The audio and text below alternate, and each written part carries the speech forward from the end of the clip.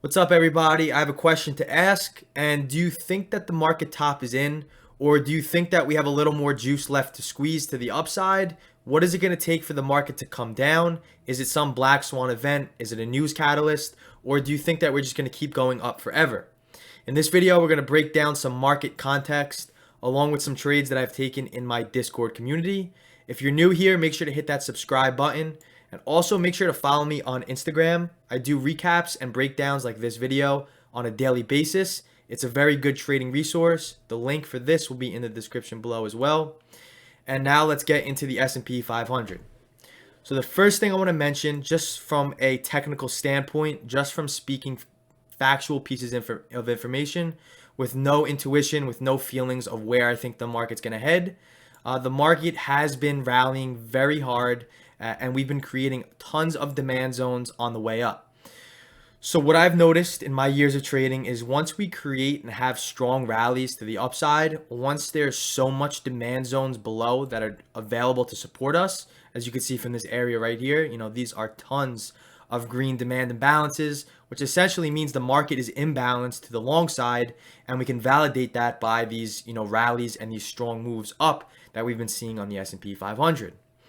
So the market's at all-time highs, and this means there is zero supply, which also means there is zero downside pressure. When there's zero downside pressure, there's no shorts built into the market. So your idea, your goal as a trader is to follow the trend and to not get your emotions or where you think the market's going to head. Don't put that in your head and make trading decisions based off of it. You have to trade based off of factual pieces of information with zero emotions and zero feelings being led for your trading decisions. So once supply is formed, then it's acceptable because we have pressure to the downside, we have sellers present in the market, and you could short pops, you could short rallies into supply for very low risk trading setups where the market could easily turn. But what I've noticed is on strong uptrends like this, when the market does crumble, these demand zones that we have lower also crumble. I told this to the members when we did our webinar last night. That usually just what I've seen is these zones get crumbled, and it's hard to be a buyer because we have so many demand imbalances. We really have to wait for buyers to prove themselves and act truly strong. So in this case, I'm not a first buyer in the market. I wait for retests. Obviously, we have no really strong downside pressure right now because every single dip that we have gets bought up. Starting in February, we had a really nice wedge. This created a demand imbalance. This spacing period right here, if you go to a higher time frame, is a very strong area where the market balanced out. We had an equilibrium between buyers and sellers, and we validated an imbalance from the market rallying, and this created a buy imbalance down here. Same thing on every move up. Just every single dip gets bought. The overnight sessions in early February just kept rallying. We were gapping up. But one thing I want to mention is that every day was starting to be a balancing day. We're going to get that in a second. But recently, last week, the S&P 500 had its first real, bloody type of day where sellers were pretty strong and sellers were pretty present. So if I go over here, you can see this sell-off right here from 39.30 to a low of 38.80. So about a 50-point sell-off. The sentiment was pretty bearish. We had very strong downside selling pressure. If I pull up my other chart, let me go to a 2-hour chart. I could remove VWAP here. So this was very strong sell pressure. Actually, let me go to a 1 hour. First sign of blood. Then the following day, or that day, we balanced out. So the market came down. We had very strong buying coming in, as you could see from responsive buyers from a lower wick. Again, candlestick charts paint the picture for you. You have to formulate and understand what the artist is actually painting. In this case, buyers are responsive down here. We closed up in the middle of the range. This was a balancing day. The following day, the market opened up. We made a lower high. We also sold off. The sentiment was pretty bearish. Volume was pretty strong, yet we bounced at this area where buyers were very responsive.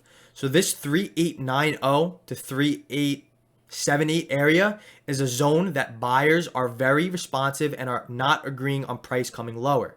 The following day in the overnight session, we bounced at it, finally broke out of this wedge, and this day was a very strong imbalanced day. And then today we were gapping up once again towards all-time highs, And the pressure today was pretty bearish. We did create supply, and I was watching for a rally inside supply to take it, short. We had a small demand imbalance from the pre-market plan that I wanted price to bounce at. We briefly did bounce at it, and I wasn't a fan of it. So this is where feelings and intuitions come in. You can't have a feeling of what you think the market's going to do.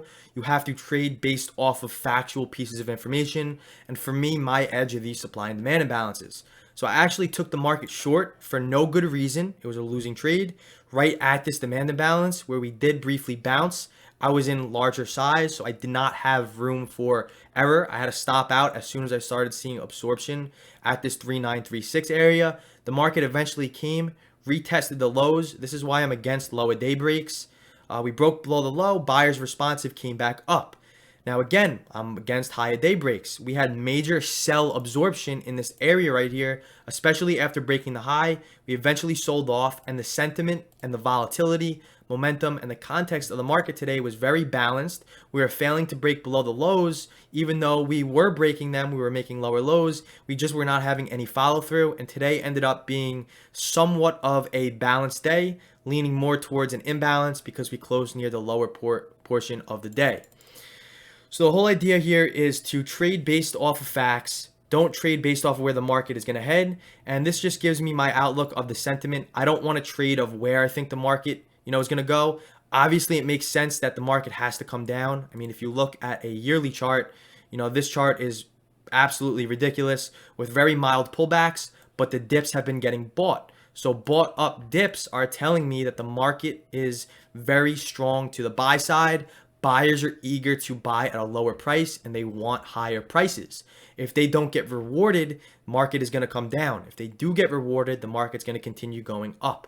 So we have to wait for dip buyers to not be present. We have to wait for selling pressure to be evident, and we have to wait for supply to start forming. And I could definitely see, maybe once we get above 4K, we have to see. 4K is going to be a major whole psychological number. But let's just see what happens. We play our levels. I'm an intraday active trader. I don't care what happens yesterday. I don't care what happens tomorrow. I want to trade what the market is telling me right now because those are going to be the greatest signals and those are going to be the greatest signs. Since we're still on the S&P, a good lesson here is you all have to understand the type of trade you're looking to put on and the type of time frame that you're looking to trade it on. So here we have the S&P on my Discord. I post pre-market plans like this on a daily basis. We had a very small demand at 3936 that if we get below, we have room to fall into the 3915 and 3907 demand zone.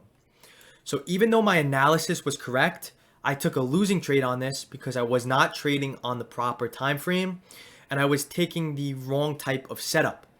So in the first 10 minutes, I saw very heavy selling pressure and I thought we were going to quickly, again, keyword, I thought we were going to break below this 3936, so I went in with heavy size, and as soon as the buyers absorbed the selling pressure, price came up and I stopped out of this trade.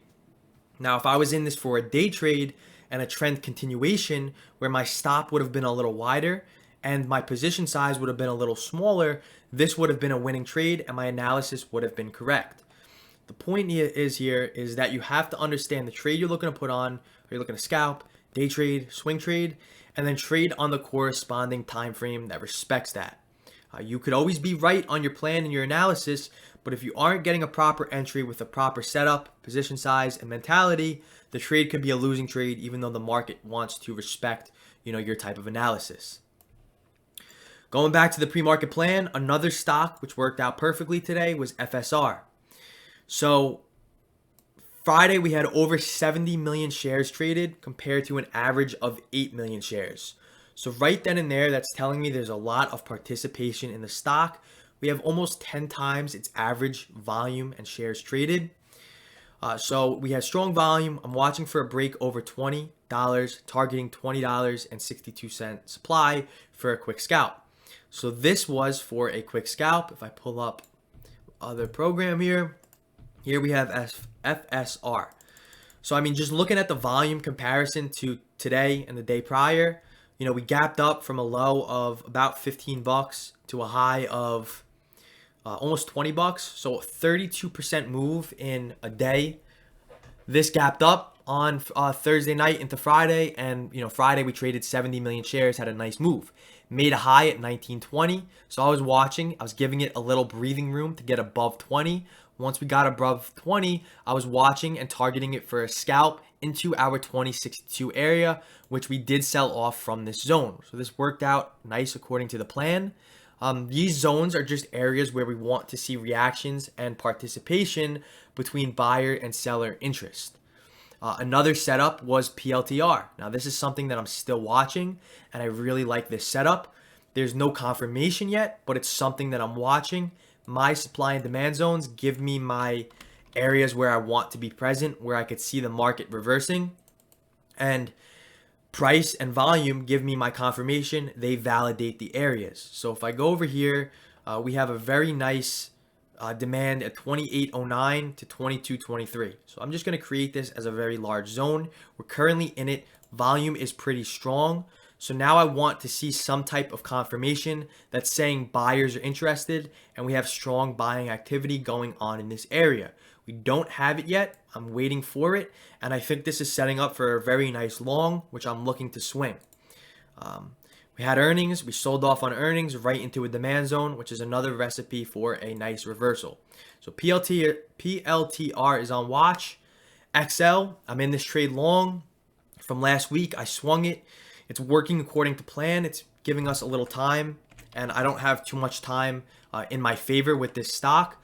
But to get a little context with this setup, we're making lower lows. We're also making lower highs. Last week, we started making a higher low right at a demand imbalance. And one thing I want you all to understand is that every time we come into the supply at 21 to 2250, sellers are very responsive. We come up, sellers take it down. Come into it, sellers take it down. Another one, come into it, down. Here, we come down.